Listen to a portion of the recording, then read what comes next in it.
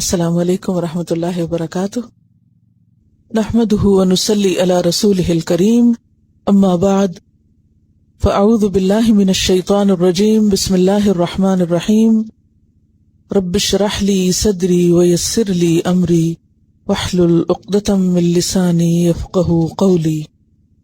لقد کفر الذین قالوا، البتہ تحقیق کفر کیا ان لوگوں نے جنہوں نے کہا۔ لقد کس کے لیے استعمال ہوتا ہے؟ البتہ اور تحقیق، تاکید کے لیے، لازمی بات ہے، پکی بات ہے۔ لقد کفر، پکی بات ہے کہ کفر کیا ہے، کفر کے مرتکب ہوئے ہیں۔ کون؟ الذین، وہ لوگ، قالوا جنہوں نے کہا، کیا کہا؟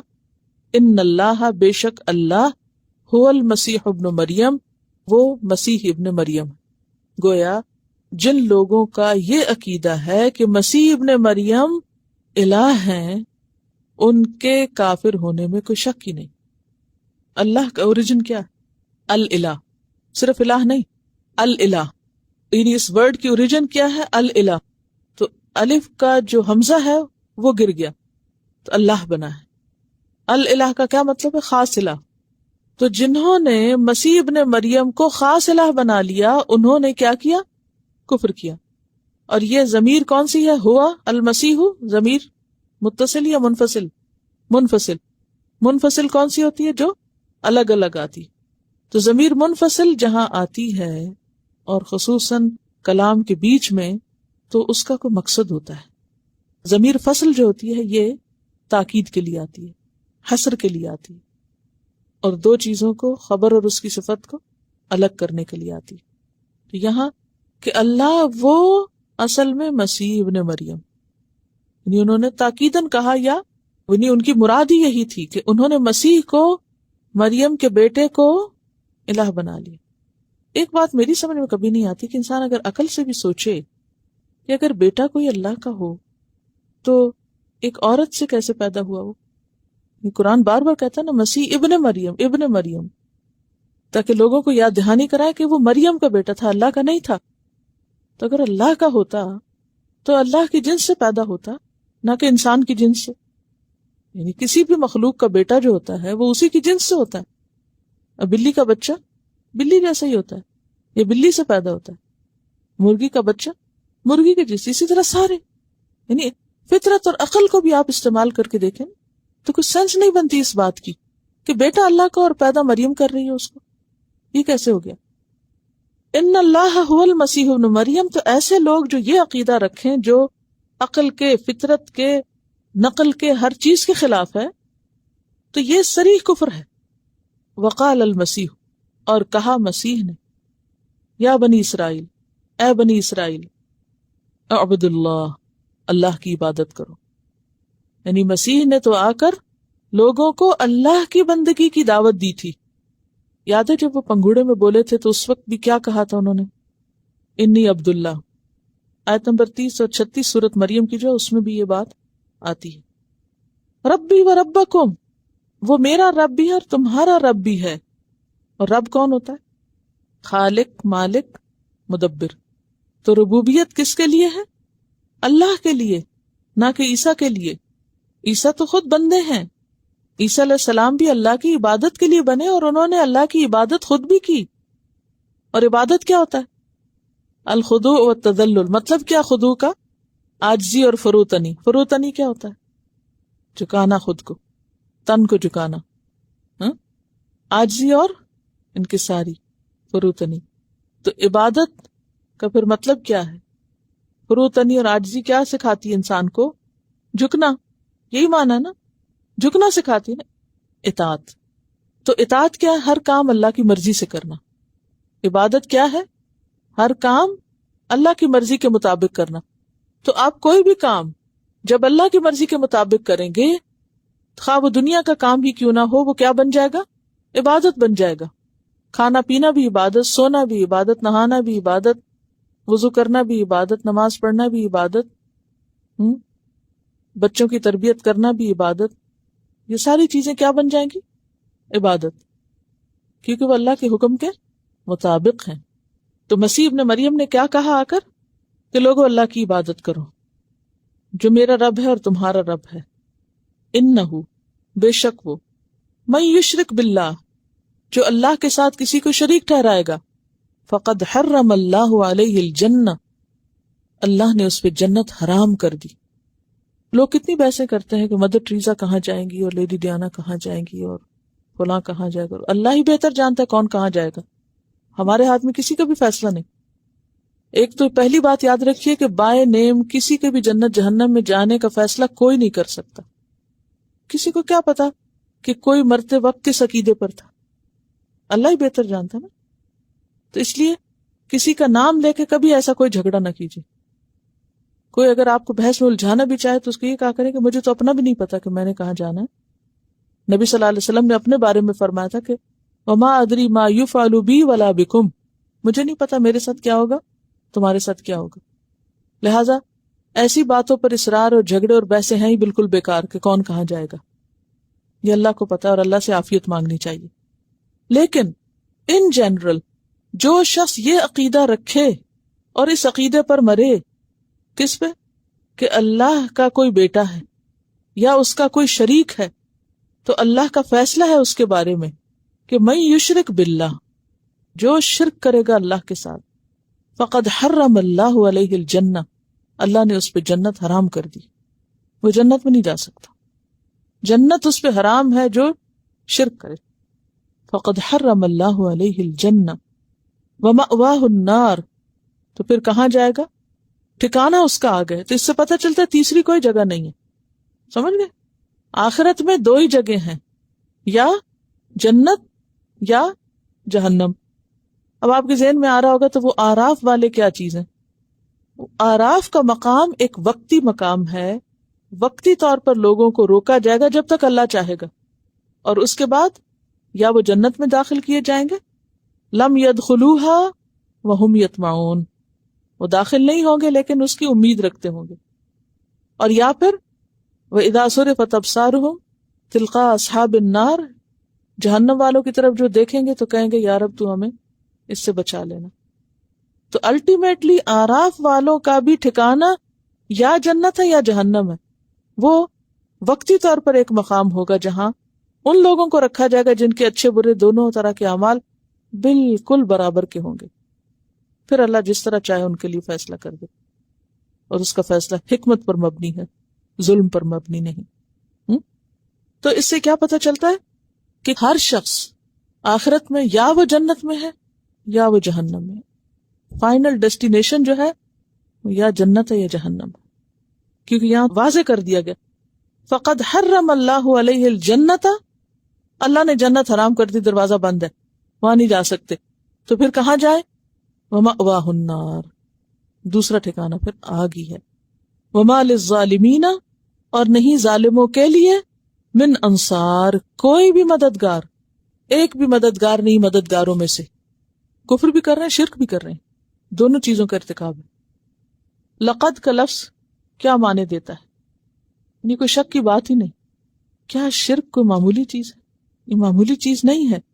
دیکھیے اگر آپ ان چیزوں کے بارے میں ڈھیلے پڑ جائیں گے نا تو دوسرے بھی ڈھیلے پڑ جائیں گے, وہ کہیں گے ہم جو کر رہے ہیں صحیح کر رہے ہیں, اصلاح کی ضرورت ہی نہیں. تو اصلاح تو ہو ہی نہیں سکتی. پھر دیکھیے نا وہی بات, پھر کہ غلطی بھی ہو رہی, احساس بھی نہیں, اعتراف بھی نہیں, اصلاح کہاں سے ہوگی؟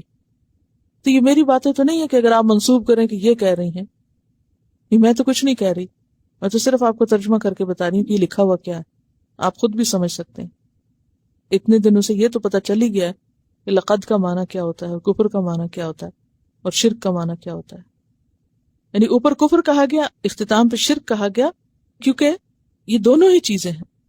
یعنی اصل الہ کی جگہ کسی اور کو الہ کرنا یا اس کے شریک کرنا جو ہے یہ کفر کے ساتھ شرک بھی ہے. وما للظالمین من انصار, ظالموں کے لیے کوئی مددگار نہیں. اب آپ دیکھیے کہ کوئی مددگار نہیں, یہ کیوں کہا گیا؟ کیونکہ ان کا خیال یہ تھا نا کہ ہم تو اللہ کے لاڈلے ہیں اور بہت ہمارے مددگار ہیں. کا کوئی بھی مددگار نہیں. ناصر کون ہوتا ہے؟ نصرت کیا ہوتی ہے؟ مدد کس کو کہتے ہیں؟ نصرت بمانا مدافعت. یہ اگر الفاظ آپ یاد رکھیں گے تو آپ کو بہت جلدی بات سمجھ میں آئے گی. مددگار کیا کرتا ہے؟ آپ کسی سے لڑ رہے تھے, اتنے میں کوئی اور پہنچ گیا آپ کا مددگار, وہ کیا کرے گا؟ مدافعت کرے گا نا، آپ کو بچائے گا دشمن سے، تو یہ جہنم میں جائیں گے جہاں ان کو کوئی مددگار نہیں ملے گا کا مطلب کیا ہے کہ کوئی ان کو وہاں سے نکال نہیں سکے گا، بچا نہیں سکے گا. تو خلاصہ کیا ہے کہ مسیح علیہ السلام الہ نہیں ہے، اور ان کو الہ ماننا کفر بھی ہے اور شرک بھی ہے. اور پھر مسیح علیہ السلام نے الہ بننے کی بجائے لوگوں کو الہ کی بندگی کی دعوت دی، خود کو رب کہنے کی بجائے رب کا بندہ کہا، ربی و ربکم. اور پھر قرآن پاک میں دوسری جگہ بھی آتا ہے ان ہوا الا عبد، کہ مسیح کیا ہے؟ بندے ہیں. انعمنا علیہ، ہم نے اس پر انعام کیا تھا. وجعلناہ مثلا لبنی اسرائیل، اور ہم نے اس کو بنی اسرائیل کے لیے ایک مثال بنایا تھا، یعنی ان کی غیر معمولی ولادت کو. اور ان کے عقیدے کی خرابی کی بنیادی وجہ کیا تھی؟ کیونکہ وہ بغیر باپ کے پیدا ہوئے تھے، تو انہوں نے اللہ کی اس معجزے کو ایک غلط رنگ دے دیا. سورۃ النساء میں آپ پڑھ چکے ہیں انما المسیح عیسی ابن مریم رسول اللہ وکلمتہ القاها الی مریم وروح منہ. لقد کفر الذین قالوا، لقد کفر، پھر لقد کا کیا معنی ہے؟ کفر کیا معنی ہے؟ کفر کیا. الذین، ان لوگوں نے، قالوا جنہوں نے کہا، کیا کہا؟ ان اللہ، بے شک اللہ تعالی، ثالث ثلاثہ، تین کا تیسرا ہے. وہاں مسیح کو الہ کہا گیا، یہاں مسیح کو تین میں سے ایک کہا گیا، 3 in 1 یا 1 in 3. یہ دوسرے گروہ کا عقیدہ. نصارہ میں بہت سے گروہ ہیں نا، تو ایک گروہ کا وہ عقیدہ ہے اور ایک گروہ کا یہ عقیدہ ہے کہ ثالث و ثلاثہ. اور اس ثلاثہ میں، اس ٹرائنگل میں بھی اختلاف ہے. بعض کہتے ہیں اللہ، مسیح اور مریم، اور بعض کہتے ہیں اللہ، مسیح اور روح القدس. وما من الہ الا الہ واحد، اور نہیں کوئی الہ مگر ایک الہ، نہیں کوئی الہ مگر ایک الہ. اور ایک الہ کی بات قرآن پاک میں بہت دفعہ آتی، بے شمار آیات ہیں اس پر. ذالک بأن اللہ هو الحق وأن ما يدعون من دونه هو الباطل. اور اگر دو الہ ہوتے تو کیا ہوتا؟ زمین آسمان کا نظام بگڑ جاتا. تو اگر دو نہیں تو اس سے زیادہ بھی نہیں. وَإِن لَّمْ يَنْتَهُوا، اور اگر وہ باز نہ آئے، کس سے؟ ٹرینٹی سے، تثلیث سے، تین بنانے سے اور تین میں سے ایک کہنے سے. اما یقولون، اس سے جو وہ کہتے ہیں، الفاظ کفر. لَيَمَسَّنَّ الَّذِينَ، البتہ ضرور پہنچے گا ان لوگوں کو، چھو لے گا ان لوگوں کو، یعنی لَيُصِيبَنَّ مراد ہے، کفروا جنہوں نے کفر کیا، منہم ان میں سے، عذاب علیم، دردناک عذاب. ان لوگوں کو دردناک عذاب پہنچے گا، یعنی قیامت کے دن، اگر وہ اس چیز سے باز نہ آئے. کتنا ضروری ہے ان کو بتانا کہ یہ بات غلط ہے، کیونکہ یہ بات فطرت کے بھی خلاف ہے، عقل کے بھی خلاف ہے اور نقل کے بھی خلاف ہے کہ ایک الہ کی بجائے 3 الہ ہوں، 3 لوگ مل کے ایک کام کر رہے ہوں. فطرت کے خلاف کیسے کہ جب انسان کو کوئی مشکل آتی ہے تو وہ سب کو بھول کے کس کو پکارتا ہے؟ ایک الہ کو. عقل بھی نہیں مانتی. اگر ایک بس کے 3 ڈرائیور ایک سیٹ پہ نہیں بیٹھ کے بس چلا سکتے، اور ایک کشتی کے لیے 3 ملاح بیک وقت نہیں کام کر سکتے، تو کائنات کا نظام، اور پھر وہ بھی انسانوں کی شکل میں، انسانوں میں سے کچھ انسان، عقل بھی نہیں مانتی. اور اسی طرح آسمانی کتب بھی اس کا انکار کرتی. اور اس میں آپ دیکھیں کتنی سخت وارننگ دی گئی کہ اگر باز نہ آئے تو سخت عذاب ہوگا.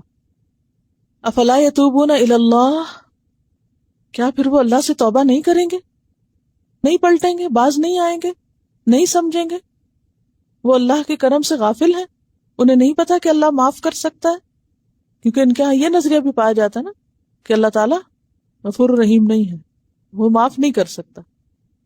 اوریجنل سن کی جو بات ہے نا، تو اسی لیے تو بیٹے کو صلیب پہ چڑھایا گیا تھا کہ معافی مل سکے. افلا یتوبون الی اللہ، کیا وہ اللہ سے توبہ نہیں کریں گے، اللہ کی طرف نہیں پلٹیں گے، نہیں لوٹیں گے؟ وَيَسْتَغْفِرُونَهُ، اور اس سے بخشش نہیں مانگیں گے، معافی نہیں چاہیں گے. استغفار کیا ہوتا ہے؟ بخشش مانگنا. کیسے مانگتے ہیں بخشش؟ 2 طرح سے. نمبر 1 استغفار کے صیغے کے ساتھ. صیغہ کیا ہوتا ہے؟ جیسے استغفر اللہ کہنا، یا اللہم اغفر لی کہنا، یا اپنی زبان میں کہنا یا اللہ تو مجھے معاف کر دے، میرے گناہ معاف کر دے. ایک تو یہ طریقہ ہوتا ہے. استغفار کیا ہوتا ہے؟ طلب المغفرہ. اور مغفرہ کس سے؟ مغفرت کیا ہوتی ہے؟ پیچھے میں بتا چکی ہوں، مغفرت کا لفظ جو ہے یہ مغفر سے، ستر الذنب والتجاوز عنہ. ستر الذنب گناہ کا ڈھانپنا، اور تجاوز عن اس سے درگزر کرنا، یعنی جاننے کے باوجود اس کو ڈھانپ دینا، یعنی اس سے درگزر کرنا.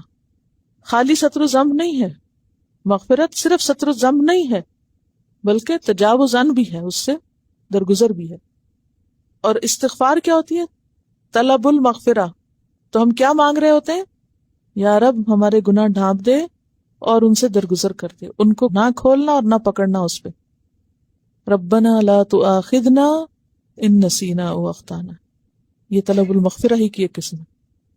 تو ایک تو یہ کہ صریحاً استغفار کے لفظوں کے ساتھ استغفار کی جائے، استغفر اللہ، اللہم اغفر لی، ربنا اغفر لنا ذنوبنا. اور دوسرے ایسے کلمات کے ذریعے جو مغفرت کا سبب بنے، ایسا ذکر جو مغفرت کا سبب بنے. مثلا ایک حدیث میں آتا نا کہ جو 100 دفعہ یہ کلمہ پڑھے سبحان اللہ و بحمدہ، تو اس کے لیے کیا ہوتا ہے کہ سمندر کی جھاگ کے برابر بھی اگر اس کے گناہ ہوں تو کیا ہوتا ہے؟ معاف ہو جاتے. اب یا تو آپ کیا پڑھیں؟ استغفر اللہ استغفر اللہ، یا اللہ کی تسبیح کریں. تو دونوں کا نتیجہ کیا ہوگا؟ گناہوں کی معافی ہوگی، استغفار ہوگی. ٹھیک ہے؟ کیا یہ اللہ کی طرف نہیں لوٹیں گے؟ کیا یہ استغفار نہیں کریں گے؟ گناہوں کی معافی نہیں چاہیں گے؟ کیا نہیں جانتے کہ واللہ غفور الرحیم؟ کیا ان کو نہیں پتا کہ اللہ غفور الرحیم ہے؟ اور اللہ غفور الرحیم ہے. سورۃ الانفال آیت 38 میں آتا ہے قل للذین کفروا، ان کافروں سے کہہ دیجئے ان ینتہوا، اگر یہ باز آ جائیں کس سے؟ اپنے کفر سے، یغفر لہم، تو کیا ہوگا؟ ان کو بخش دیا جائے گا، ان کو معاف کر دیا جائے گا. ما قد سلف، جو پہلے کر چکے. کتنا بھی بڑا کوئی جرم ہو، گناہ ہو، تو توبہ استغفار سے کیا ہوتا ہے؟ معافی مل جاتی. شرائط کیا ہے توبہ کی؟ نمبر 1، اصل میں یہ ہم سب کی ضرورت ہے، اس لیے ہمیں ٹپس پہ پتہ ہونا چاہیے. اگر پتہ نہیں تو ہم کریں گے کہاں سے؟ اخلاص. کیا مطلب اخلاص کا؟ صرف اللہ کے ڈر سے، یعنی جب احساس ہو جائے کہ غلطی کی ہے تو صرف اللہ کے ڈر سے معافی مانگے. کیوں؟ اگر کسی کو مجبور کرنے پر، جیسے کوئی کہتا نا اٹھو معافی مانگو فلاں سے، تو کسی کو مجبور کرنے پر نہ ہو. جیسے بچے غلطی کرتے ہیں تو کہتے ہیں چلو سوری کہو، تو اب ان کا دل تو کوئی نہیں ہوتا، تو وہ اوپر سے ماں اب کہہ رہی ہے تو چلو سوری، لیکن دل کوئی نہیں کہنے کو سوری. تو اسی طرح استغفار جو ہے وہ سچی سوری ہے، اخلاص اس میں شرط ہے، دل سے، یہ پہلی شرط ہے. اچھا بعض اوقات ہم استغفار پڑھ رہے ہوتے ہیں، تسبیح کر رہے ہیں، لیکن اس میں اخلاص وغیرہ کچھ نہیں ہوتا، نہ کوئی سوچ ہوتے ہیں، چلے بیکار بیٹھنے سے تو بہتر ہی ہے، شاید کسی وقت کوئی اچھا بھی دل سے بھی نکل آئے. دوسری بات ہے ندامت، شرمندگی ہو. تیسری بات ہے گناہ کا چھوڑنا، گناہ کا چھوڑنا، یہ نہیں کہ آپ غیبت بھی کرتے جائیں اور ساتھ استغفار بھی کرتے جائیں. ٹھیک ہے. چوتھی بات ہے غلطی دوبارہ ریپیٹ نہ کرنے کا عزم، ارادہ. ٹھیک ہے. اور پھر یہ کہ توبہ کا جو وقت مقرر ہے اس کے اندر ہو. کیا وقت مقرر ہے توبہ کا؟ موت سے پہلے اور سورج کے مغرب سے نکلنے سے پہلے پہلے. تو افلا یتوبون الی اللہ، کیوں دیر کر رہے ہیں؟ توبہ کیوں نہیں کر لیتے؟ ویستغفرونہ، کیوں نہیں معافی مانگ لیتے؟ واللہ غفور الرحیم، اور اللہ غفور الرحیم ہے. مل مسیح ابن مریم، نہیں ہے مسیح ابن مریم، الا رسول، مگر ایک رسول. مسیح ابن مریم ایک رسول کے سوا کچھ نہیں. یہ کیوں کہا گیا؟ کیونکہ لوگ ان کو الہ مانتے یا اللہ کا بیٹا مانتے تھے، تو اس کی تردید کی جا رہی ہے کہ نہ تو وہ الہ ہیں اور نہ ہی الہ کے بیٹے ہیں. قد خلت، تحقیق گزر چکے، من قبل ہی، اس سے پہلے، الرسل، کئی رسول، تو وہ بھی ان رسولوں کی طرح ایک رسول ہیں. ان کا اصل مقام یہ ہے کہ وہ رسولوں کی مانند ہیں. وَأُمُّهُ، اور اس کی ماں، کس کی؟ مسیح کی. کون؟ مریم علیہ السلام. صدیقہ سچی عورت تھی. صدیقہ کا لفظ صدیق سے ہے اور صدیق کا روٹ صدق ہے. صاد دال قاف. صدق کس کو کہتے ہیں؟ سچے ہونے کو، سچائی، سچ. تو صدیق جو اپنی بات میں بھی سچا ہو، اپنے عمل میں سچا ہو اور سچائی کی تصدیق کرنے والا ہو. یعنی صدیق میں دو چیزیں پائی جاتی ہیں. نمبر 1 خود سچا ہو، نمبر 2 سچائی کی تصدیق کرے. تو حضرت مریم کے لیے صدیقہ کا لفظ کیوں استعمال ہوا؟ کیونکہ وہ اپنی سچائی کی وجہ سے معروف تھی، مشہور تھی. اور کسی انسان کے لیے ایمان کے بعد اخلاق میں سب سے بنیادی اور اہم صفت کیا ہے؟ سچائی. اس کا سچا ہونا، جھوٹ سے نفرت کرنے والا. اور صرف اپنی ذات میں سچا نہیں بلکہ اس کے ساتھ ساتھ سچ کو جب سامنے پائے تو اس کو مان بھی لے، اس کی تصدیق کرے. حضرت ابوبکر رضی اللہ تعالیٰ عنہ کو یہ لقب اسی وجہ سے ملا. حضرت عائشہ رضی اللہ تعالیٰ عنہ کا لقب بھی صدیقہ تھا. اور حضرت مریم کے بارے میں قرآن پاک میں سورۃ التحریم کی آیت نمبر 12 میں آتا ہے وَصَدَّقَتْ كَلِمَاتِ رَبِّهَا وَكُتُبِهِ، کہ انہوں نے اپنے رب کے کلمات اور اس کی کتابوں کی تصدیق کی تھی. یعنی انہیں صدیقہ کیوں کہا گیا؟ کیونکہ وہ رب کی باتوں، رب کے کلمات اور اس کی کتابوں کی تصدیق کرنے والی تھی. تصدیق کرنا کیا ہوتا ہے؟ ان کو سچا ماننا کہ یہ اللہ ہی کی طرف سے ہیں اور بالکل برحق ہیں. تو مریم علیہ السلام کے بارے میں حضور صلی اللہ علیہ وسلم سے بھی فضیلت ثابت ہے کہ مردوں میں تو کامل بہت سے ہوئے ہیں لیکن عورتوں میں 4، جن میں سے ایک حضرت مریم ہے. کانا وہ دونوں تھے. دونوں کون؟ مسیح علیہ السلام اور ان کی والدہ. یأکلانی وہ دونوں کھاتے. الطعام کھانا، وہ دونوں کھانا کھاتے تھے. کھانا کھانا کس بات کی علامت ہے؟ انسان کی کمزوری کی، کیونکہ انسان کھائے بغیر رہ نہیں سکتا.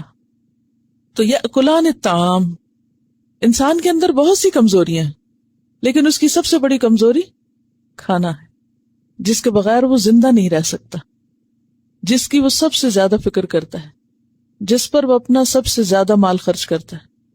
تو اس لیے ان دونوں کی یہاں کیا صفت بتائی گئی یا ضرورت کیا بتائی گئی کہ وہ دونوں کھانا کھاتے تھے، کیونکہ کھانا زندگی کی بقا کے لیے ضروری ہے.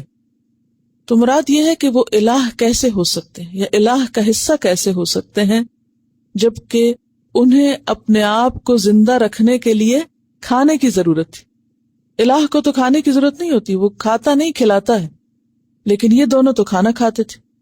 تو یہ ایک طرح سے دلیل دی جا رہی ہے اور ثابت کیا جا رہا ہے اور ان کے خلاف حجت پیش کی جا رہی ہے کہ تمہارا قول باطل ہے.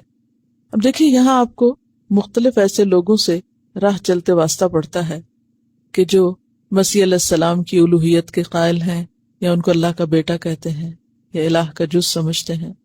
تو یہ تمام دلائل جو ہیں آپ کو زبانی یاد ہونے چاہیے اور یہ روزمرہ سمجھ میں آنے والی باتیں ہیں کہ واقعی دوسرے کے ذہن کو کھول سکتی ہیں. اور اگر کوئی سچا ہو اور سچائی کی تلاش میں ہو اور سچائی کی تصدیق کرنے والا ہو تو قرآن کا یہ بیان اس کے سمجھنے کے لیے کافی ہے. انظر دیکھو، کیفا کس طرح، نبین لہم الآیات کہ ہم کھول کھول کے بیان کرتے ہیں ان کے لیے آیات، دلائل. یعنی حیرت انگیز چیز ہے، یہ حیرت انگیز طریقہ ہے جس پر اللہ تعالیٰ نے ان کے سامنے حق کو کھول کے بیان کیا ہے کہ کسی قسم کا کوئی شبہ باقی نہ رہے. کیفا کس کے لیے آتا ہے؟ کیفیت بیان کرنے کے لیے. یعنی دیکھو تو صحیح کہ کیا طریقہ ہے دلائل بیان کرنے کا. نبینوں کا کیا معنی ہوتا ہے؟ روشن کر دینا، واضح کر دینا، کھول کے رکھ دینا، وضاحت کر دینا. اور کھول کر بیان کرنے کے لیے دلائل چاہیے ہوتے ہیں. تو کس طرح ہم دلائل کے ساتھ بیان کر رہے ہیں، اور دلائل کیا ہیں؟ نمبر 1 قد خلت من قبلہ الرسل، اور نمبر 2 کانا یأکلان الطعام. الآیاتی نشانیاں، احکامات، اور آیات دو طرح کی ہوتی ہیں، کونی اور شرعی. یعنی قرآن میں دلائل موجود ہیں، عقل میں، فطرت میں، کائنات میں دلائل موجود ہیں، سمجھنے والے سمجھ سکتے ہیں. ثم انظر، پھر دیکھو، یعنی تعجب کی بات، انا، کس طرح، کہاں سے، کیوں کر، یؤفکون، وہ پھیرے جاتے ہیں، یعنی حق سے پھیر دیے جاتے ہیں. یہ نہیں کہا کہ وہ پھر جاتے ہیں، یہ کہا وہ پھیر دیے جاتے ہیں. گویا پھیرنے والا کوئی اور ہے، اور وہ کون ہے؟ انسان کا دشمن شیطان.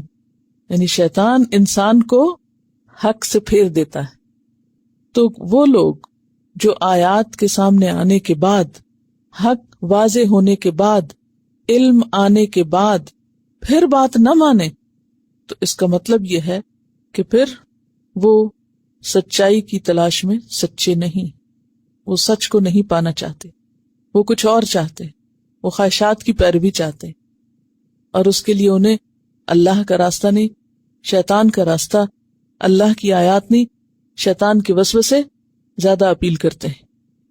یؤفکون کا روٹ حمزہ، فا اور کاف ہے. افک اصل میں جھوٹ ہے نا، افک جھوٹ کو کہتے ہیں، یعنی جھوٹی باتیں، سوچ ان کی غلط، سوچ کی غلطی کے لیے آ رہا ہے. اور یہ جو دلیل دی ہے حضرت مسیح اور ان کی والدہ کی کہ دونوں کھانا کھاتے تھے، تو پچھلے پیغمبروں کی بھی یہ صفت قرآن پاک میں بیان ہوئی ہے. مثلاً سورۃ الفرقان کی آیت نمبر 20 میں آتا ہے، وَمَا أَرْسَلْنَا قَبْلَكَ مِنَ الْمُرْسَلِينَ إِلَّا أَنَّهُمْ لَيَأْكُلُونَ الطَّعَامَ، کہ آپ سے پہلے ہم نے جتنے بھی رسول بھیجے وہ سب کھانا کھاتے تھے، تمام رسول کھانا کھاتے تھے. تو قد خلت من قبلہ الرسل، جس طرح وہ تھے ویسے ہی مسیح ہیں، فرق کچھ نہیں بحیثیت رسول کے. سورۃ الانبیاء آیت نمبر 8 میں آتا ہے، وما جعلناہم جسدا لا یأکلون الطعام، کہ ہم نے انہیں ایسا جسم نہیں دیا کہ انہیں کھانے کی ضرورت نہ ہو، کہ وہ کھاتے نہ ہو.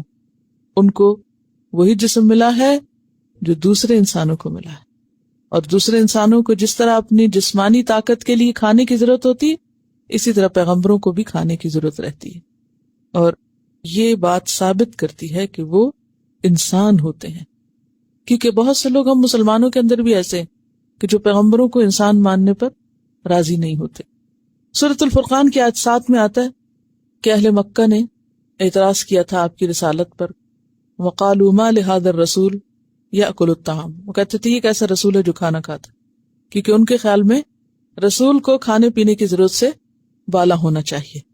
تو بہرحال یہاں پر بہت زبردست طریقے سے دلیل کے ساتھ یہ واضح کیا گیا اور اس قول کی تردید کی گئی کہ مسیح علیہ السلام الہ ہیں یا الہ کے بیٹے ہیں. اور پھر یہاں ان کی اور ان کی والدہ کی خاص طور پر بات کیوں کی گئی؟ کیونکہ وہ اپنی ماں کے بیٹے ہیں، ماں کی طرف منسوب ہیں، کیونکہ اللہ کے بیٹے نہیں ہیں. اگر اللہ کے بیٹے ہوتے تو اللہ تعالیٰ تو کھانا نہیں کھاتا، پھر یہ بھی نہ کھاتے. کیونکہ یہ مریم کے بیٹے ہیں تو مریم بھی کھانا کھاتی ہیں اور یہ بھی کھاتے ہیں. تو یعنی یہ انسان ہے اور انسان ہی کے بیٹے، تو نہ الہ ہے اور نہ الہ کے بیٹے. تو مکمل تردید کی جا رہی. قل کہہ دیجئے، اتعبدون من دون اللہ، کیا تم عبادت کرتے ہو اللہ کے سوا؟ کل کس کو خطاب ہے؟ محمد صلی اللہ علیہ وسلم کو. آپ کہہ دیجئے، یعنی انہیں بتا دیجئے جو بھی غیر اللہ کی عبادت کرتے ہیں کہ تم اللہ کے سوا عبادت کرتے ہو. کس کی؟ اس کی، ما لا، جو نہیں، یملکو، مالک ہوتا، لکم، تمہارے لیے، ضررن، کسی نقصان کا، ولا نفعن، اور نہ کسی نفع کا. کہ تم ایسوں کی عبادت کر رہے ہو جو تمہارے نفع نقصان کے مالک ہی نہیں، تو تمہیں فائدہ کیا ہوگا؟ آخر کس لیے تم ان کی عبادت کرتے ہو؟ کس لیے ان کے آگے جھکتے ہو؟ ان سے کیوں دعائیں مانگتے ہو جبکہ وہ تمہیں کچھ دے ہی نہیں سکتے؟ آپ دیکھیں کہ جب آپ کبھی فون کرتے ہیں کسی کو، تو فون کرنے کا مقصد کیا ہوتا ہے؟ آپ کو کوئی کام ہوتا ہے، کوئی بات ہوتی ہے، کال کرتے ہیں آپ. اگر وہ شخص وہاں موجود ہو تو وہ کیا کرتا ہے؟ فون اٹھا لیتا ہے. اس کا مطلب ہے کہ آپ کی پکار سنی گئی. اور اگر وہ نہ ہو تو پھر کیا بولتا ہے؟ Answering machine. آنسرنگ مشین کیا کہتی ہے؟ The person you are calling is not available. ٹھیک ہے نا؟ Not available. تو پھر یک طرفہ طور پر آپ بولتے ہیں، ایسے ہی ہوتا ہے، دوسری طرف سے جواب نہیں آتا، بہت برا لگتا ہے۔ اب آپ دیکھیں کہ وہ لوگ جو اللہ کو چھوڑ کے اوروں کو پکارتے ہیں، کال کرتے ہیں، ڈائل کرتے ہیں، دوسری طرف کوئی الہ نہیں، تو کیا ہوا ان کے لیے؟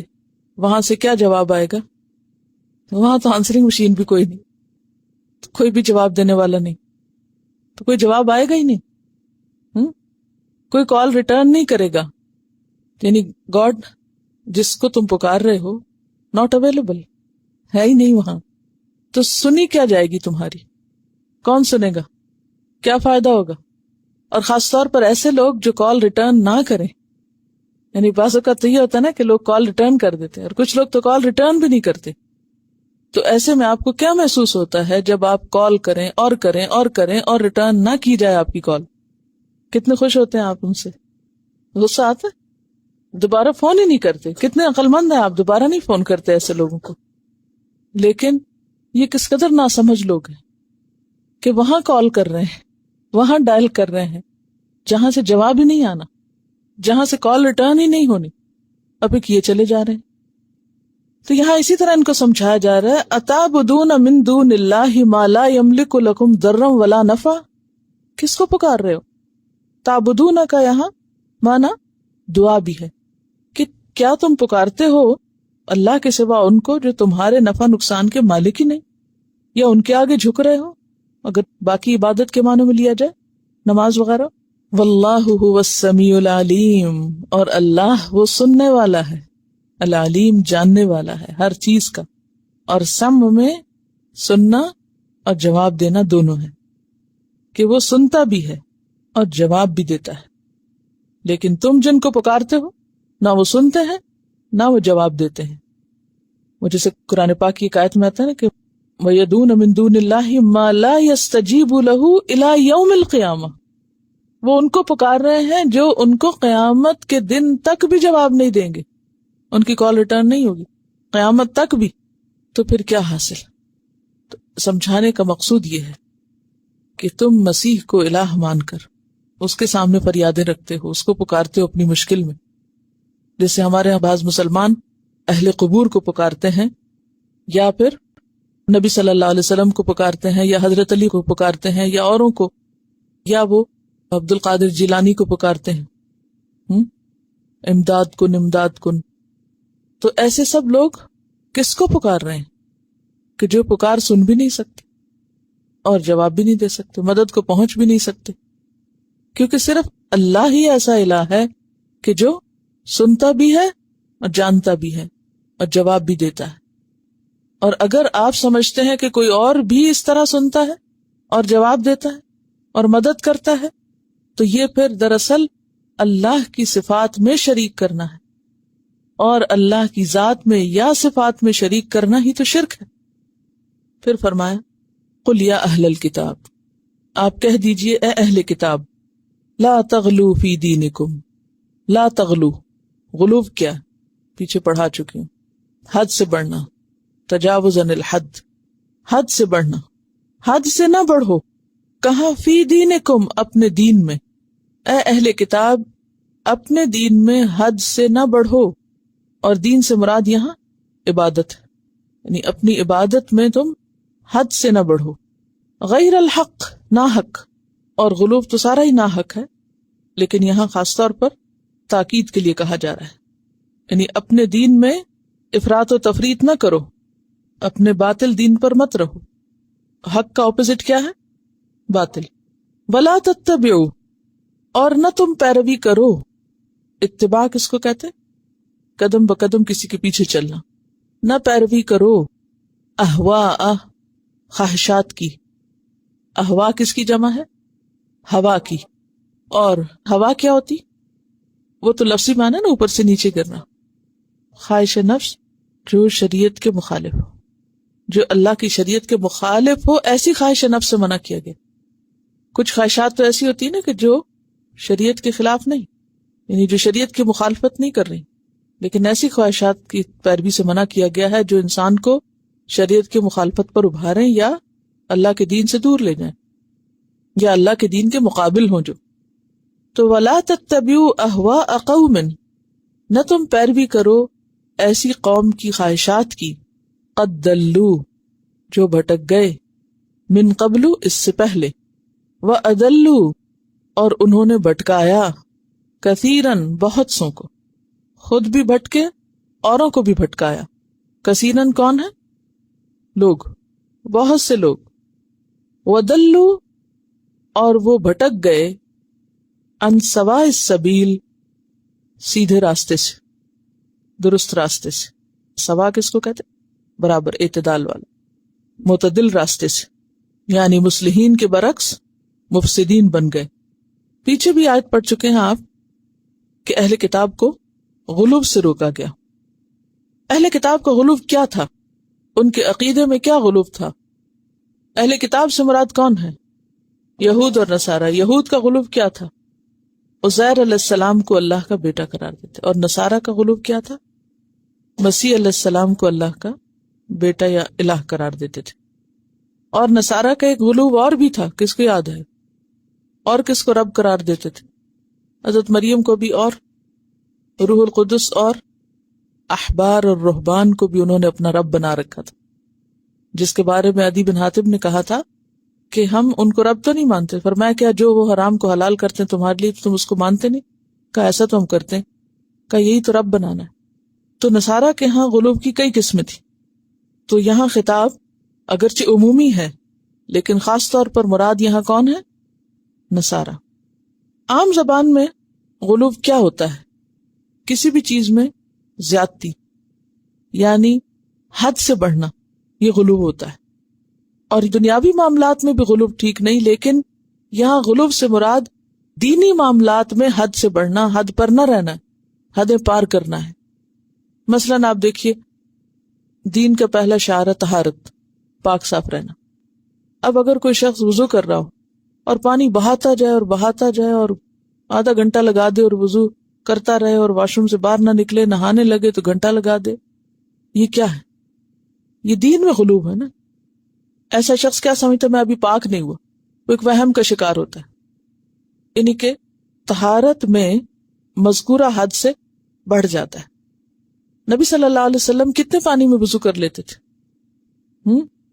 جتنا ایک مگہ ہوتا ہے نا، ایک مگ پانی۔ ہم لوگوں کا وضو کتنے میں ہوتا ہے؟ بالٹی بھر پانی میں، شاید اس سے بھی زیادہ اگر آپ اس کو ناپے تو، بلا ضرورت۔ بعض لوگ تو دانت صاف کرتے ہیں اور پانی کھول چھوڑتے ہیں اور پیسٹ کرتے رہتے اور کھلا رہتا ہے، 10 منٹ کریں برشنگ تو وہ پانی کھلا ہے۔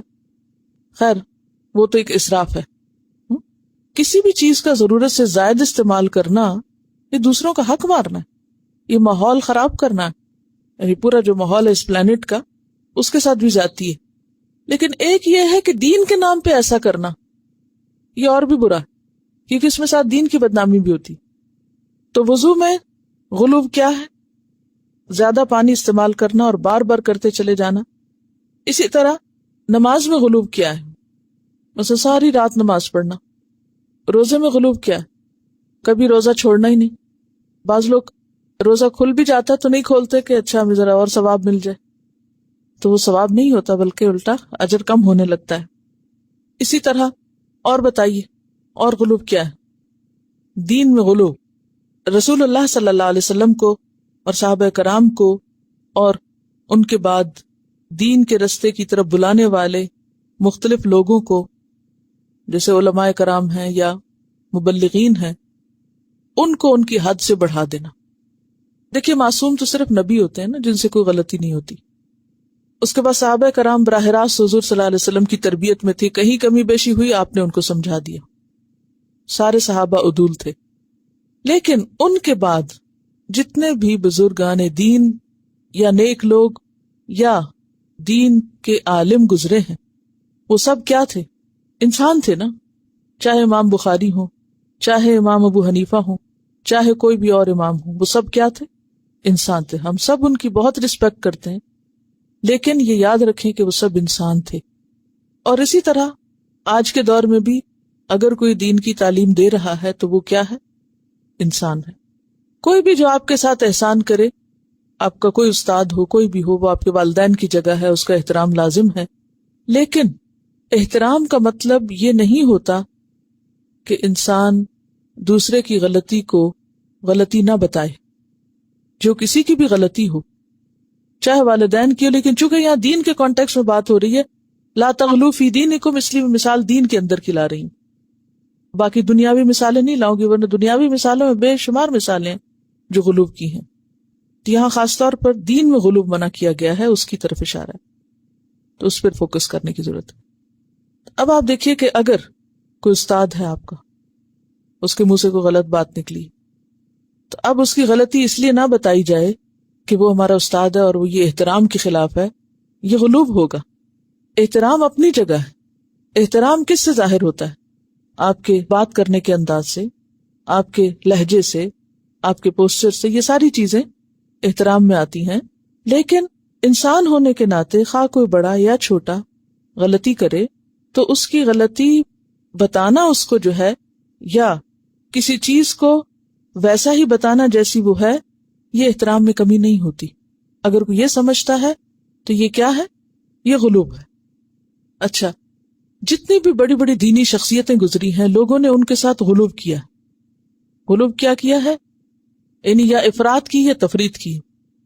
بعض لوگ افراط کرتے ہیں، بعض تفریط کرتے ہیں۔ افراط کیا؟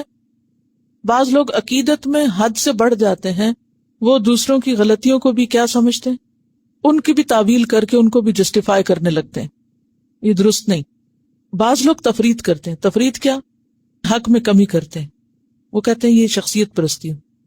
مثلا جہاں سلام کرنے کا موقع کو سلام نہیں کریں گے، اگر ملاقات کا موقع کو ملاقات نہیں کریں گے، وہ ہم اس لیے نہیں مل رہے تھے کیونکہ ہم نے سوچا کہیں شخصیت پرستی نہ ہو جائے، یہ تفریط ہے، یہ حق میں کمی ہے۔ جہاں موقع ہو محبت کے اظہار کا، احترام کے اظہار کا، وہاں احترام کرنا لازم ہے۔ یہ ایسے ہی ہے نا جیسے آپ اپنی والدہ کو کئی دن نہ ملیں اور نہ سلام کریں اور نہ پوچھیں اور کہیں وہ ہم سوچ رہے تھے کہ کہیں ہم آپ کی شخصیت پرستی میں مبتلا نہ ہو جائیں، اس لیے ہم آپ کو پوچھ ہی نہیں رہے تھے، تو یہ درست نہ ہوگا۔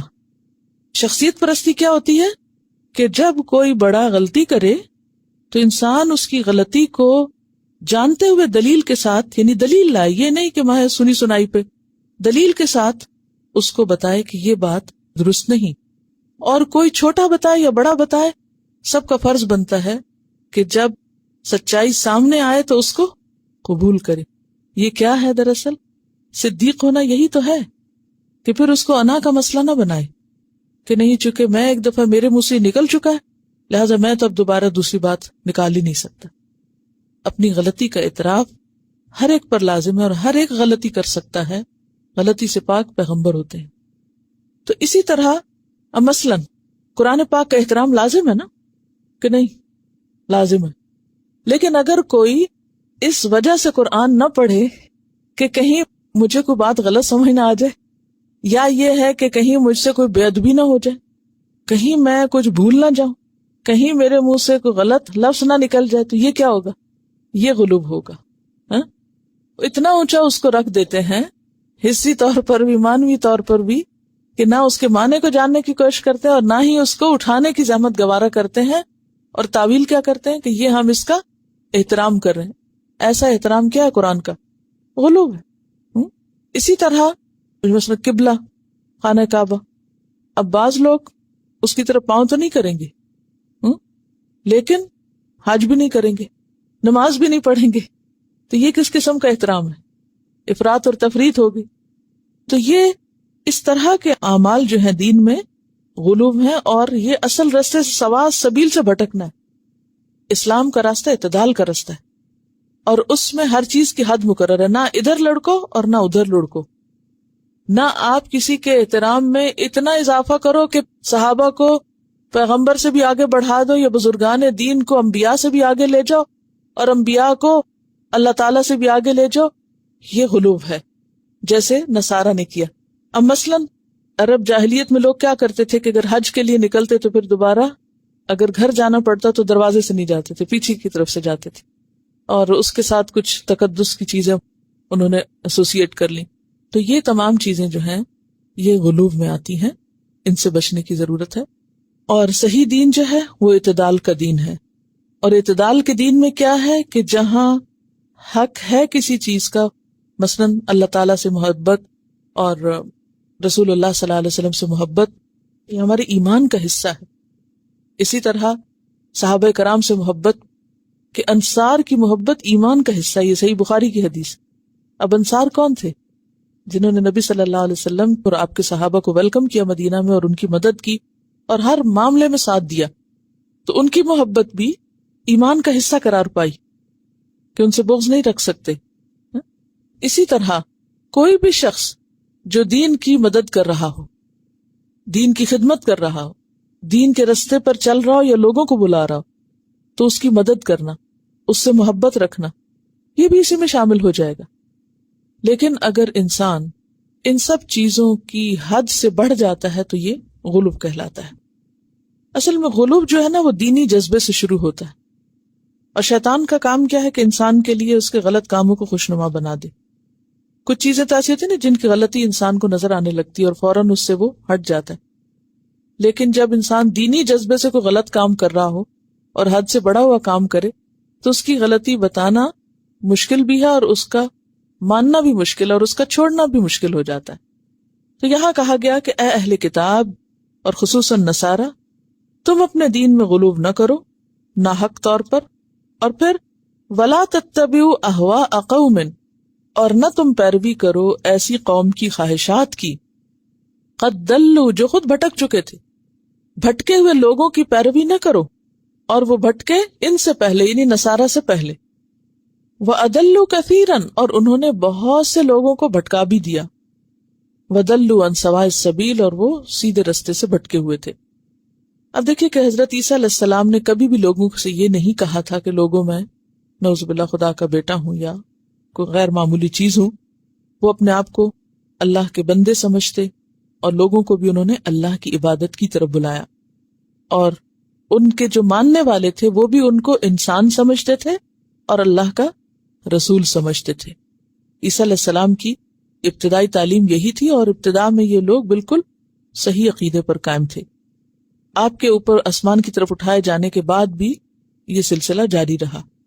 لیکن جب آپ کے پیروکاروں نے دین کی تبلیغ شروع کی اور فلسطین سے نکل کر یہ دین دوسرے علاقوں میں داخل ہوا یعنی تبلیغ کے ذریعے، تو پھر اس کو سابقہ پڑا مصر اور یونان کے فلسفوں سے.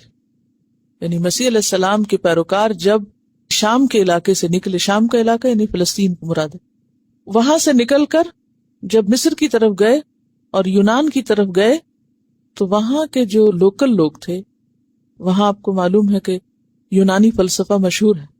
یعنی فلسفے کی بنیاد کہاں پڑی تھی؟ یونان میں. ارسطو وغیرہ یہ سب کہاں سے تھے؟ یونان کے تھے. تو وہاں کے لوگوں نے مسیحیت قبول کی، یعنی ان کا دین قبول کیا. اب کیا ہوا کہ ان کے جو اپنے افکار تھے وہ انہوں نے اس دین میں داخل کر دی. بالکل ایسے ہی جیسے مسلمان جس علاقے میں گئے تو وہاں کے جو لوکل رسم و رواج یا کلچر تھا وہ اسلام کا حصہ بن گیا. آج بہت سی چیزیں جو کلچر سے تعلق رکھتی ہیں وہ مسلمانوں کے اختیار کرنے کی وجہ سے بظاہر اسلام نظر آتی. اب آپ دیکھیے کہ شادی بیاہ کی بہت سی رسمیں ہندوانہ رسمیں ہیں، لیکن ان کو مسلمان کرتے ہیں تو عموماً جب غیر مسلم ایسے مسلمانوں کو سامنے لاتے ہیں اور ان کی رسموں اور طور طریقوں کو، تو وہ کیا کہہ کے پیش کرتے ہیں کہ یہ شاید اسلامی رسم ہے، حالانکہ وہ اسلامی نہیں ہے، وہ کلچر ہوتا ہے. تو کلچر اور اسلام کو الگ الگ دیکھنے اور سامنے رکھنے کی ضرورت ہے. بہرحال اب ہوا یہ کہ جب یونانی اور مصری لوگ مسیحی ہوئے تو ان کے جو افکار تھے وہ بھی ان کے ہاں شامل ہو گئے. اب یہ ہے کہ کچھ ایسا بھی ہوا کہ ایک وقت آیا کہ جس میں یہ جو فلسفیانہ افکار تھے ان کو فکر کی دنیا میں ایک غالب حیثیت حاصل ہونے لگی. جیسے آج کے دور میں الحاد کو ایک غالب فکری حیثیت حاصل ہے. یہ بات سمجھ رہے ہیں؟ الحاد کیا ہوتا ہے؟ ایتھیزم. تو یہ ایک فلسفہ ہے نا، ایک نظریہ ہے. تو آج کی دنیا میں سب سے غالب کا کیا مطلب ہے؟ سپریمیسی کس کی قائم ہے؟ جتنے بھی ادیان ہیں کیا ان میں سے کوئی دین نہیں؟ بلکہ مسیحیت کے ماننے والوں کی اکثریت بھی کس فلسفے سے متاثر ہو گئی؟ اس دور جدید کے جو تھنکرز تھے یا فلاسفرز تھے ان کے فلسفوں سے متاثر ہو گئی. تو بالکل اسی طرح اس دور میں بھی دوسری اقوام کے فلسفوں سے یہ لوگ متاثر ہوئے. تو اس دور کی جو مہذب دنیا تھی اس میں مصر اور یونان کے جو فلسفے تھے زندگی کے بارے میں ان کو بہت ویلیو کیا جاتا تھا، ان کو بہت بڑا مانا جاتا تھا. تو زیادہ تر جو لوگ تھے، جو ذہین طبقہ جو تھا، جو ایلیٹ تھی، وہ انہی افکار کی حامل تھی. اب بھی آپ دیکھیں کہ ان نظریات کے حامل زیادہ تر لوگ کون ہیں؟ ایتھیسٹ زیادہ تر کون ہوتے ہیں؟ پڑھے لکھے لوگ، ذہین لوگ جو سوچتے ہیں. جب انہیں جواب نہ ملا اپنے دین میں، مسیحیت کے اندر ایک ریاکشن کیوں ہوا؟ یہ دوسرے افکار سے متاثر کیوں ہوئے؟ ذہنی ترقی اور سوچ کے اور فکر کے ارتقاء یعنی ایوولوشن کی وجہ سے انسان نے جب سوچنا شروع کیا اور نئی نئی ایجادات سامنے آئی، انسان کا ذہن کھلا، تو بہت سے سوال ایسے اٹھے کہ جن کا جواب لوگوں کو مسیحیت کے اندر نہیں ملا، عیسائیت کے اندر نہیں ملا.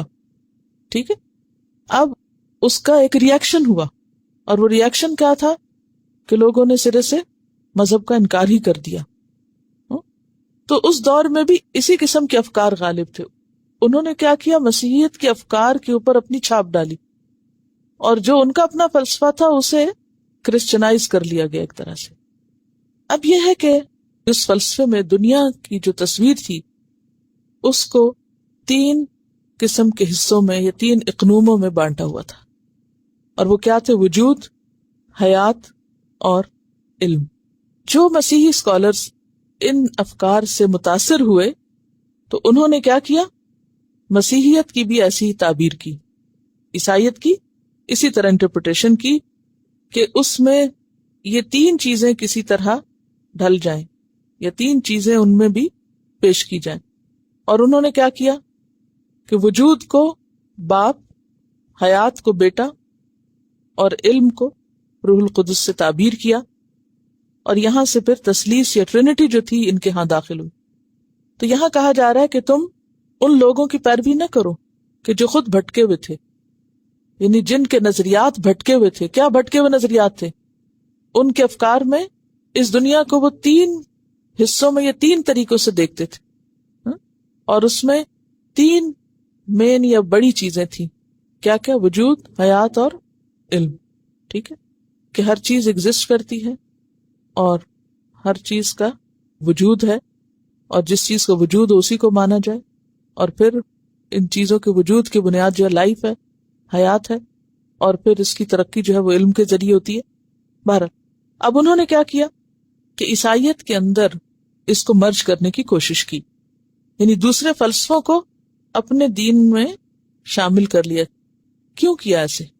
تاکہ لوگ کنونس ہو جائیں، ذہین طبقے کو متاثر کیا جا سکے، ان کو مائل کیا جا سکے. آپ دیکھیں کہ دنیا میں ایک وقت تھا کہ جب سوشلزم جو تھا یا سوشلسٹ افکار جو تھے وہ ایک غالب نظریے کی حیثیت رکھتے تھے، اور اکثریت لوگوں کی جو اس سے متاثر ہوئی، مسلمانوں میں سے اور دوسرے لوگوں میں سے، انہوں نے کیا نعرے لگانے شروع کر دیے؟ اسلامی سوشلزم. آپ لوگ شاید اس وقت تھے نہیں، یا بہت چھوٹے تھے، یا آپ کی توجہ نہیں تھی. میں جب یونیورسٹی میں پڑھتی تھی اس وقت یونیورسٹی کے اندر جو مختلف اسٹوڈنٹس کی تنظیمیں تھیں اس میں کچھ اسلامی پارٹیاں تھیں اور کچھ سوشلسٹ پارٹیاں تھیں، اور کچھ بیچ کی اسلامی سوشلزم کی دائی اور نعرے لگانے والی. پھر کیا ہوا؟ قرآن کا مطالعہ اسی روشنی میں ہونے لگا، اور سوشلزم کے افکار کو ترویج دینے کے لیے یا ان کو ایکسپٹ کرنے کے لیے بہت سی آیات کی جو تفسیر کی گئی وہ اسی ڈھنگ پر کی گئی کہ جس سے اس نظریے کو تقویت دی جا سکے. اور مختلف ادوار میں مختلف ایسی کوششیں ہوتی رہیں کہ دنیا میں جو نظریہ فیشن بن گیا یا چھا گیا اس کو اسلامائز کر لیا جائے. اب آپ دیکھیں کہ موجودہ دور تحقیق اور ریسرچ کا دور ہے. اب ہو کیا رہا ہے؟ ہر وہ تحقیق یا ریسرچ جو سامنے آتی ہے لوگ ایک مصنوعی کوشش کرتے ہیں کیا کرنے کی؟ اس کو اسلامائز کرنے، اس کو اسلام اور سائنس کا نام دے کر ہر چیز کو قرآن سے ثابت کرنے کی کوشش کرتے ہیں. اور یہ کچھ پتہ نہیں کہ کل وہ نظریہ بدل جائے تو پھر ایسے موقع پر کوئی بھی چیز جو آپ کو بظاہر نظر آتی ہو اپنی ظاہریت کے اعتبار سے کہ ہاں قرآن میں بھی یہی کہا گیا ہے یا قرآن میں بھی یہ ملتا ہے، تو اس کو ایک حد تک ہی لیں. بہت سے لوگوں کا حال یہ ہوتا ہے کہ وہ قرآن کو سائنس سے ثابت کرنے لگتے ہیں. بعض سائنس کو قرآن سے ثابت کرتے ہیں اور بعض قرآن کو سائنس سے. دیکھیے قرآن کو اپنے ثبوت اور وجود کے لیے کسی سائنس کی ضرورت نہیں. اگر کوئی چیز ایسی نظر آتی ہے تو ٹھیک ہے، اسے بہت ہائی لائٹ کرنے کی اور بہت اس سے متاثر ہونے کی ضرورت نہیں. ٹھیک ہے، بہت اچھا یہ ہے، ہاں ٹھیک ہے، لیکن ان بیساکھیوں کے بغیر قرآن کو جاننا اور سمجھنا زیادہ بہتر ہے اور زیادہ فائدہ مند ہے. تو یہاں پر کیا کہا گیا کہ تم دوسرے اقوام کے فلسفے مت اختیار کرو. ذرا پڑھیے اس آیت کو، وَلَا تَتَّبِعُوا، اور نہ تم پیروی کرو، احوا، خواہشات، یعنی وہ خیالات جو شریعت سے ٹکراتے ہیں، قومن، کسی بھی قوم کے. اگرچہ خاص کانٹیکسٹ میں آیت ہے لیکن ہمارے لیے بھی یہی حکم ہے کہ کسی بھی قوم کے، یعنی انسانی نظریات، انسانی جو تھنکنگ ہے، یہ انسانی تھاٹ ہے، ہیومن تھاٹ جس کو کہتے ہیں، جو ہیومن تھاٹ ہے اس کو بنیاد مت بناؤ اپنی شریعت کی. ان کی پیروی نہ کرو، اس کو اسلامائز کرنے کی کوشش نہ کرو، یہ اسلام کو اس سانچے میں ڈھالنے کی کوشش نہ کرو. اسلام اپنا ایک الگ وجود رکھتا ہے. اللہ کی شریعت بذات خود ایک ومن احسن من اللہ حکما، اللہ سے بڑھ کے کسی کے بھی فیصلے اچھے نہیں، اور کسی کا بھی حکم اور کسی کی بھی تعلیم اس کے مقابل نہیں. کوئی چیز اس کے موافق ہے تو ٹھیک ہے، مخالف ہے تو بھی. مثلا اگر سائنس کا کوئی نظریہ قرآن کے مخالف ہوگا تو کیا کریں گے؟ قرآن کو مانیں گے، آپ کے ایمان کا تقاضا ہے. اگر ایک آیت کا بھی انکار آپ اس لیے کر رہے ہیں، میں اس آیت کو نہیں مان سکتی، اس پر ایمان لانا میرے لیے مشکل ہے کیونکہ یہ فلاں اور فلاں جو نظریہ ہے یا اصول ہے اس سے ٹکراتی ہے، تو ایمان چلا جائے گا. ہمیں کوئی چیز سمجھ آئے یا نہ آئے، پوری طرح اس کتاب کو 100% ماننا ہے. یہ ایمان کا تقاضا ہے. اگر اس کو 0.5% بھی آپ نے چھوڑ دیا تو بھی کیا ہوگا؟ ایمان ناقص ہو جائے گا، ایمان کم ہو جائے گا. کیوں؟ اس لیے کہ انسانوں کی سوچ، تجربات اور مشاہدات میں مسلسل تبدیلی ہوتی رہتی ہے. کوئی بھی چیز فائنل ٹروتھ نہیں ہے، الٹیمیٹ ٹروتھ نہیں ہے، تو اس کو آپ بنیاد نہیں بنا سکتے. فرمایا کہ ایسے قوم کے افکار مت اختیار کرو جو خود بھٹکے ہوئے ہیں، من قبل، اس سے پہلے، وَأَضَلُّوا كَثِيرًا، اور انہوں نے بہت سے انسانوں کو بھٹکایا. اب دیکھیں کہ موجودہ دور کا جو مادیت کا فلسفہ ہے، اس کی بنیاد بھی کیا ہے؟ اس کی بھی جڑیں اور اصول کہاں سے جا کے ملتے ہیں؟ رومنز اور گریکس، انہی خیالات سے. ان کی اصل بھی وہیں جاتی ہے، روٹس وہیں جاتے ہیں. کسی بھی علم کی آپ ذرا کتاب اٹھا کے دیکھیے، جب اس علم کی ڈیفینیشن آپ پڑھیں گے تو روٹس کہاں جا کے لگیں؟ ٹرمینالوجی لیٹن میں ہوتی ہے، اور پھر کہیں نہ کہیں انہی کے اقوال آپ کو ملیں گے کہ ارسطاٹل نے یہ کہا، پلوٹو نے یہ کہا، فلاں نے یہ کہا. یعنی کسی بھی معاشرتی علوم کو اگر آپ دیکھیں تو اصل آپ کو وہیں جا کے ملے گی. تو بحیثیت مسلمان کے، یعنی ایک مسلمان کا جو نظریہ ہے وہ کسی بھی چیز کو انسانی افکار کی نظر سے نہیں دیکھتا. وہ انسانی افکار کو پڑھتا ضرور ہے، لیکن اگر انسانی افکار کیا ہوتا ہے؟ فکر کی جمع، انسانی سوچ کہیں بھی شریعت سے ٹکراتی ہے تو اس کے لیے کوئی چوائس نہیں اس کے سوا کہ وہ شریعت کو لے، کیونکہ اللہ کا حکم اٹل ہے، جو خالق کی کائنات ہے، جو ماضی، حال اور مستقبل کو جانتا ہے، اور انسانوں کی سوچیں ان کے تجربات اور مشاہدات پر مبنی ہے جو غلط بھی ہو سکتی ہیں. تو ان افکار نے بہت سے انسانوں کو بھٹکا دیا. وَضَلُّوا عَنْ سَوَاءِ السَّبِيلِ، اور وہ خود بھی اصل رستے سے، اعتدال کی راہ سے بھٹک گئے. اور پھر آپ دیکھیں کہ جتنے بھی فلسفے ہیں اور جتنے بھی منطق ہیں، ان سب کے پیچھے کیا ہے؟ بحث مباحث. نبی صلی اللہ علیہ وسلم نے 3 بار فرمایا، ہلک المتنطعون، ہلاک ہو گئے بال کی کھال اتارنے والے. یعنی کسی بھی چیز کے اندر ایسی مین میخ نکالنے والے اور محض الفاظ کی ایکسرسائز کرنے والے کہ جس کا کوئی نتیجہ نہ نکلے، ایسا طریقہ سوچ جو ہے وہ اسلامی لحاظ سے قبول نہیں کیا جائے گا یا ریکمینڈڈ نہیں ہے. تو غیر دین کو یا دین کے علاوہ کسی چیز کو دین بنا لینا، کسی بھی فکر یا نظریے کو اسلامائز کر لینا درست طریقہ کار نہیں. اسلام ایک الگ اینٹیٹی ہے. معتدل اسلام اور متشدد اسلام کی ٹرمینالوجی اسلامی ٹرمینالوجی نہیں، اسلام اسلام ہے، وہ ہمیشہ سے ہی معتدل رہا ہے، سوا سبیل ہے وہ۔ اصل میں قصور کس کا ہوتا ہے، کمی کہاں ہوتی؟ ہماری سمجھ میں، کیونکہ ہم تکلیف نہیں کرتے اس کو گہرائی میں سمجھنے کی اور جاننے کی۔ کسی بھی حکم کو، کسی بھی چیز کو اگر آپ ظاہر سے دیکھیں تو وہ اور نظر آتی، آپ اندر جائیں تو کچھ اور نظر آئے گی، یہ ہے یا نہیں؟ تو اگر آپ اللہ کی شریعت کو صرف ظاہراً ظاہراً دیکھ رہے ہیں تو ہو سکتا ہے بہت سی چیزیں آپ کو کنٹرڈکٹ کرتی نظر آئیں اور ان کی حکمت آپ کو سمجھ میں نہ آئے۔ ہاں؟ پیچھے آپ پڑھ چکے ہیں افلا یتدبرون القرآن ولو کان من عند غیر اللہ لوجدوا فیہ اختلافا کثیرا، کیا یہ قرآن میں تدبر نہیں کریں گے؟ اگر یہ اللہ کے سوا کسی اور کی طرف سے ہوتا تو اس میں بہت سے اختلاف پاتے۔ تو مراد یہ کہ جو بظاہر اگر آیات کنٹرڈکٹ کرتی نظر بھی آتی ہیں کہیں تو کنٹرڈکشن نہیں ہے، تضاد نہیں ہے، وہ تمہارے فہم کی کمی اور قصور ہے، تم نے گہرائی سے نہیں چیز کو دیکھا۔ وآخر دعوانا ان الحمد للہ رب العالمین۔ سبحانک اللہم وبحمدک نشہد ان لا الہ الا انت نستغفرک ونتوب الیک۔ السلام علیکم ورحمۃ اللہ وبرکاتہ۔